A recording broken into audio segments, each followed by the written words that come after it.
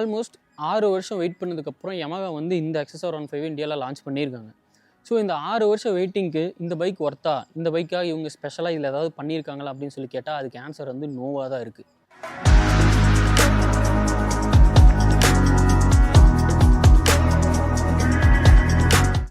ஏன் அப்படின்னா அதுக்கு முக்கியமான காரணங்கள், இந்த பைக்காக இவங்க மெனக்கெட்டது வந்து பெருசாக கிடையாது அப்படிங்கிறத நீங்கள் இந்த பைக்கோட ஸ்பெக்ஸ் அண்டு லுக்ஸ் அண்ட் இதை ரைட் பண்ணிங்கன்னா தெரிஞ்சுக்க முடியும். என்னென்ன ரீசன்ஸ் அப்படின்னு சொல்லி பார்க்கும்போது, இதில் இவங்க கொண்டு வந்துருக்கக்கூடிய இன்ஜின் பார்த்திங்கன்னா Yamahaவோட 155cc liquid cool proven engine.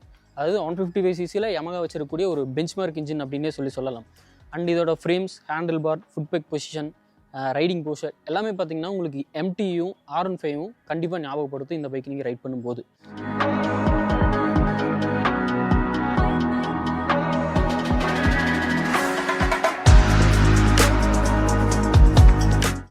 இந்த பைக்கை நம்ம பார்க்கும்போது இதோட அந்த round head lamp, tail lamp, plus இந்த இன்ஸ்ட்ருமெண்ட் கன்சோல் அண்ட் இந்த ஓல்ட் ஸ்கூல் மிரர்ஸ் அண்ட் இந்த ஃப்ளாட்டான சீட்டு, இந்த எக்ஸாஸ்ட்டில் இருக்கக்கூடிய இந்த பேட்டர்ன், இதெல்லாமே வந்து இது ஒரு ரெட்ரோ பைக் அப்படின்னு ஒரு அப்பியரன்ஸ் நமக்கு கொடுத்தாலும் ஏறி ஓட்டும்போது அதே ஃபீல் நமக்கு இருக்கா அப்படின்னு சொல்லி கேட்டால் அதுக்கு ஆன்சர் அப்படியே ஆப்போசிட்டாக தான் இருக்குது.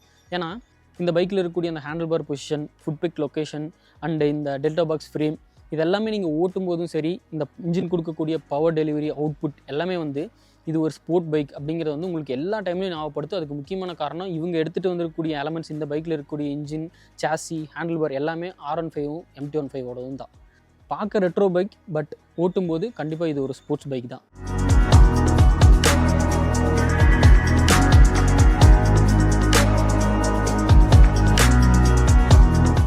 ஒரு ப்ரோ ரைடர் ஆகட்டும், ஒரு பிகினர் ஆகட்டும், யார் வேணாலும் இந்த மிஷினை ஈஸியாக ஹேண்டில் பண்ணிட முடியும். அதுக்கு முக்கியமான காரணம் இதோட லைட் வெயிட். இந்த பைக் லைட் வெயிட்டாக இருக்கும். நம்ம ஒரு இடத்துலேருந்து பார்க்கிங்கில் ஒரு டைட்டான ஸ்பேஸில் நிறுத்துறதாகட்டும், எடுக்கிறதாகட்டும், ஒரு இடத்துலேருந்து இன்னொரு இடத்துக்கு மாற்றி நிறுத்துறதாகட்டும், டிராஃபிக்கில் டைட்டான பம்பர் டு பம்பர் டிராஃபிக்கில் ஃப்ளிக் பண்ணி கட்டிலெல்லாம் இந்த சின்ன சின்ன கேப்பில் பூந்து போகிறதாகட்டும், எல்லா இடத்துலையும் இந்த பைக் வந்து ரொம்பவே ஈஸியாக இருந்தது, எஃபர்ட்லெஸ்ஸாக இருந்தது. நம்ம கொடுக்கக்கூடிய சின்ன சின்ன இன்புட்ஸும் இந்த ஹேண்டில் பாரும் சரி, சாஸியும் சரி நல்லாவே ஹேண்டில் பண்ணிச்சு. மோஸ்ட் ஆஃப் த டைம்ஸ் இந்த பைக் வந்து ஒரு எஃபர்ட்லெஸ்ஸாக தான் இருந்தது. எங்கேயுமே எக்ஸ்ட்ரா ஸ்ட்ரெயின் கொடுக்கல இந்த பைக் நமக்கு. ஸோ என்னோட ஹைட் பார்த்திங்கன்னா 5 feet 7 inches. என்னால் வந்து ஆல்மோஸ்ட் ஃப்ளாட் ஃபுட் வந்து இந்த பைக்கில் லேண்ட் பண்ண முடியுது. ஸோ ஒரு ஷார்ட்டர் ரைடரும் இந்த பைக்கை ஈஸியாக ஹேண்டில் பண்ண முடியும். ஸோ இந்த XSRோட இன்ஜின் பெர்ஃபார்மன்ஸ் எப்படி இருக்குது அப்படின்னு சொல்லி கேட்டால் அதை பற்றி நான் உங்களுக்கு பெருசாக சொல்லணும்னு அவசியம் கிடையாது. ஏன்னா நம்ம ஆல்ரெடி MT15லையும் R15லையும் ஆல்ரெடி நீங்கள் ஓட்டியிருந்தீங்கன்னா கண்டிப்பாக உங்களுக்கு தெரியும். ஸோ அதில் இருக்கக்கூடிய அதே இன்ஜின் தான் இதில் யூஸ் பண்ணியிருக்கோம். நம்ம இருக்கக்கூடிய டார்க், பவர் எல்லாமே சேம், எக்ஸப்ஷனலாக இருக்குது அப்படின்னே சொல்லலாம். இந்த ட்ராக்டபிள் இன்ஜின் வந்து நமக்கு ஒரு 3rd கியரில் 18 km/h போனாலும் இன்ஜின் ஸ்டால் ஆகாமல் நமக்கு ஈஸியாக க்ரூஸ் பண்ண முடியுது. அண்டு நமக்கு ஹையர் RPMல இந்த VVA பண்ணக்கூடிய ஹெல்ப், எந்த விதமான ஒரு இன்ஜின் ஸ்ட்ரெயினை வந்து எக்ஸ்ட்ரா கொடுக்காமல் அந்த இடத்துலையும் நமக்கு கொஞ்சம் எக்ஸ்ட்ரா பவரை கொடுக்கறதுக்கு இந்த VVA ஹெல்ப் பண்ணுது. அட் த சேம் டைம் நீங்கள் எப்போல்லாம் த்ராட்டில் ஓப்பன் பண்ணுறீங்களோ அப்போல்லாம் உங்களுக்கு வந்து நீங்கள் எக்ஸ்பெக்ட் பண்ணுற பவரை எந்த ஓவர்டேக்லையும் கொடுக்கறதுக்கு இந்த இன்ஜின் எந்த இடத்துலையும் ஃபெயில் ஆகலை அப்படிங்கிறத கண்டிப்பாக நீங்கள் உங்களுக்கு R15 MT ஓட்டியிருந்தீங்கன்னா தெரியும். அதே ஃபீல் இந்த பைக்கில் இருக்குது. இப்போயும் சொல்கிறேன், இது XSR அப்படிங்கிறத விட under the skin still it's an MT15 and R15.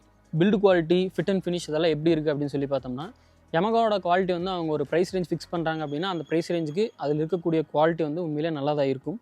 So இந்த பைக் பொறுத்த வரைக்கும் அந்த குவாலிட்டி நீங்கள் எக்ஸ்பெக்ட் பண்ணலாம்.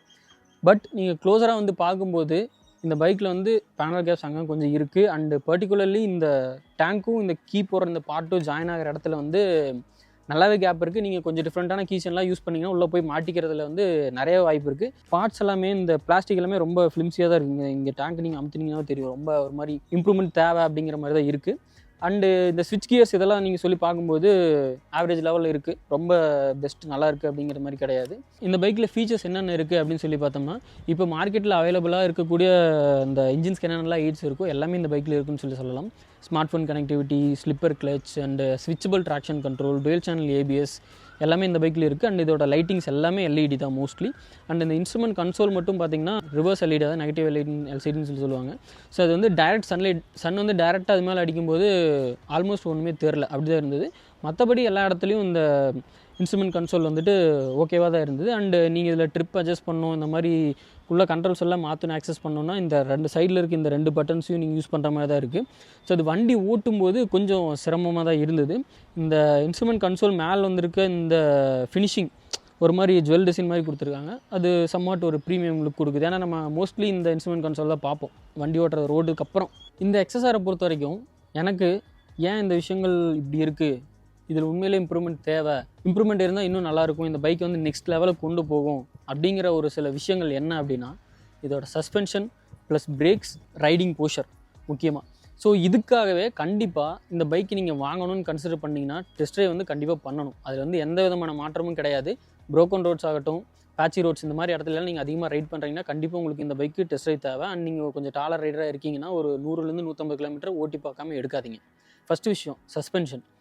ஏன் இந்த சஸ்பென்ஷன் இவ்வளோ ஸ்டிஃபாக இருக்குது, ஒரு பம்ப் மேலேயோ ப்ரோக்கன் ரோட்ஸ்லேயோ மேலே ஓட்டி அடுத்த இதுக்கு போகும்போது நான் ஏன் அந்த பம்பை ஃபீல் பண்ணேன், எனக்கு ஏன் அந்த குழி வந்து நல்லாவே ஃபீல் ஆச்சு அப்படிங்கிற மாதிரி ஒரு ஃபீட்பேக்கை தான் இந்த சஸ்பென்ஷன் கொடுக்குது. இது ஒரு ஸ்போர்ட்டான பைக் தான், ரைட் பண்ணும்போது அந்த ஃபீலாக கொடுக்குது. அதுக்காக சஸ்பென்ஷன் ஸ்டிஃபாக இருக்கலாம் தான். நமக்கு அந்த சஸ்பென்ஷனே வந்து ஒரு ஏன் இதை வந்து இந்த பைக்கை வந்து கன்சிடர் பண்ணுறதுக்கு ஒரு டீல் பிரேக்கராக மாறணுமா அப்படிங்கிற ஒரு கொஷின் வந்து எனக்கு வந்துச்சு. ஸோ உங்களுக்கு பேக் பெயினோ ரொம்ப ஹார்டான சஸ்பென்ஷன் எனக்கு செட் ஆகாது அப்படின்னா இந்த பைக்கை நீங்கள் கண்டிப்பாக டெஸ்ட் ட்ரைவ் பண்ணாமல் கன்சிடரே பண்ணாதீங்க. ரெண்டாவது விஷயம் இதோட break. So twelve channel ABS தான், ஸ்டில் இதில் இன்னும் அந்த இனிஷியல் பைட்டில் லேக் நல்லாவே இருந்தது. இந்த பைக்கில் என்னால் கான்ஃபிடென்ட்டாக பிரேக் பண்ணி நான் எக்ஸ்பெக்ட் பண்ண டிஸ்டன்ஸில் நிறுத்த முடிஞ்சான்னு கேட்டிங்கன்னா கொஞ்சம் முன்னாடியே பிளான் பண்ணி தான் நிறுத்துகிற மாதிரி தான் இருந்தது. பிரேக் பொறுத்த வரைக்கும் நல்ல இம்ப்ரூவ்மெண்ட் வந்து இன்னுமே கொஞ்சம் தேவை. டயர்ஸ் ரெண்டுமே பார்த்தீங்கன்னா எம்ஆர்எஃப் டயர்ஸ் தான் யூஸ் பண்ணியிருக்காங்க. டயர் பொறுத்த வரைக்கும் எந்த ஒரு குறையும் கிடையாது. வெட் கண்டிஷன்ஸ்லேயும் சரி, நம்ம கார்னர் பண்ணும்போது சரி, எல்லா இடத்துலையும் இந்த டயரோட பெர்ஃபார்மன்ஸ், ரோடில் இது பிளான்டடாக இருக்குது, நல்லாவே க்ரிப்பை ப்ரொவைட் பண்ணுது, எங்கேயுமே எனக்கு ஸ்லிப் அப்படின்னு இல்லை. ஸோ இந்த பைக் யாரெல்லாம் கன்சிடர் பண்ணலாம், யாருக்கான பைக் இது அப்படின்னு சொல்லி பார்க்கும்போது எக்ஸஸ்ஆருக்காக வெயிட் பண்ண ஒரு குரூப் வந்து ரொம்ப நாளாக இருந்துகிட்டே தான் இருக்குது. ஸோ அவங்களுக்கு வந்து ஒரு டீல் பிரேக்கராக அமையக்கூடிய விஷயங்கள் என்ன அப்படின்னு சொல்லி பார்க்கும்போது இதோட ரைடிங் பாஷர் ப்ளஸ் இந்த சஸ்பென்ஷன் பிரேக்கிங், இது மட்டும் அவங்க கன்சிடர் பண்ணிட்டு இந்த பைக்கை கண்டிப்பாக வாங்குறதுனா வாங்கலாம் டெஸ்ட் ட்ரைவ் பண்ணிவிட்டு. ஸோ மற்றபடி யாருக்கெல்லாம் இந்த பைக் வந்து சூட்டபுளாக இருக்கும் அப்படின்னு சொல்லி பார்த்தீங்கன்னா, எனக்கு ஒரு ஸ்போர்ட்டி ரைடிங் நேச்சர் உள்ள ஒரு பைக் வேணும். பட் அது ஃபேமிலி பர்பஸ்க்கு லைட்டாக யூஸ் பண்ணணும் அப்படின்னா, ஏன்னா ரொம்ப ஸ்போர்ட்டி பைக்காக இருந்துச்சுன்னா சீட் வந்து பின்னாடி ரொம்ப ஹைட்டாக இருக்கும், ஃபேமிலி எல்லாம் யூஸ் பண்ணுறது ஒரு ஆல்மோஸ்ட் இம்பாசிபிள் அப்படிங்கிற மாதிரி தான் இருக்கும். ஸோ அந்த கேட்டகரியில் பார்க்கும்போது இந்த பைக் வந்து ஃபேமிலியில் யூஸ் பண்ண முடியும். பட் சீட் கம்ஃபர்ட் வந்து நமக்கு ஷார்ட்டர் ரைட்ஸ்க்கெல்லாம் உண்மையிலேயே ரொம்பவே ஓகேவாக தான் இருக்குது, அந்த விதத்தில் எந்த பிரச்சனையும் கிடையாது. ஸோ அந்த மாதிரி தேவை இருக்கிறவங்க இந்த பைக் கன்சிடர் பண்ணலாம்.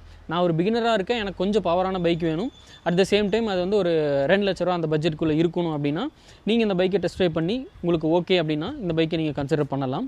டிபிக்கல் யமகா ஃபேன்ஸ் இருப்பாங்க. ஸோ எனக்கு வந்து யமகாவோட இன்ஜின்ஸ் பிடிக்கும், அதோட ரிஃபைன்மெண்ட் பிடிக்கும், அண்ட் அந்த யமகாவோட சர்வீஸ் வந்து மற்ற கம்பேர் பண்ணும்போது கொஞ்சம் ஓகேவாக இருக்கும் அப்படின்னு ஒரு குரூப் இருப்பாங்க. ஸோ அவங்க எல்லாமே இந்த பைக்கை வந்து வாங்குற மாதிரி ஒரு ஐடியா இருந்துச்சு அப்படின்னா, ஆஸ் யூஷுவல் முன்னாடியே சொன்ன மாதிரி இந்த பைக்கை நீங்கள் வாங்குறதா இருந்தால் கண்டிப்பாக டெஸ்ட் ட்ரைவ் பண்ணுங்கள். பண்ணிவிட்டு உங்களுக்கு இந்த ரைடிங் போஷர், சஸ்பென்ஷன் இதெல்லாம் ஓகே அப்படின்னா கண்டிப்பாக இந்த நீங்கள் பைக்கை வாங்கலாம். இந்த பைக்கோட ப்ரைஸ் அப்படின்னு சொல்லி பார்க்கும்போது அரௌண்ட் 2 லட்ச ரூபா கிட்ட வருது, 1,80,000 2 லட்ச ரூபா கிட்ட வருது. ஸோ ஒரு 15,000 20,000 ரூபா இந்த பைக் வந்து கொஞ்சம் ப்ரீமியமாக தான் ப்ரைஸிங் பண்ணியிருக்காங்க. ஏன்னா நீங்கள் அதே 2 லட்ச ரூபா பட்ஜெட்டை கன்சிடர் பண்ணும்போது உங்களுக்கு டிவிஎஸ் ராணினும் ராயல் என்ஃபீல்ட் ஹண்டர் இந்த 2 பைக்குமே வருது. இந்த 2 லட்ச ரூபாய்க்கு இந்த பைக் கொடுக்கக்கூடிய விஷயங்கள் ஓகேவா அப்படின்னு சொல்லி பார்க்கும்போது அந்த 2 பைக்கு கன்சிடர் பண்ணால் நீங்கள் கண்டிப்பாக 3 பைக்குமே நீங்கள் டிசைட் பண்ணி தான் டிசைட் பண்ணுற மாதிரி இருக்கும். உங்களுக்கு ஏதாவது டவுட்ஸ், queries, questions அந்த மாதிரி இருந்தால் கமெண்ட்ஸில் சொல்லுங்கள், நான் கண்டிப்பாக ரிப்ளை பண்ணுறேன். So thank you so much for வாட்சிங். See you in the next one.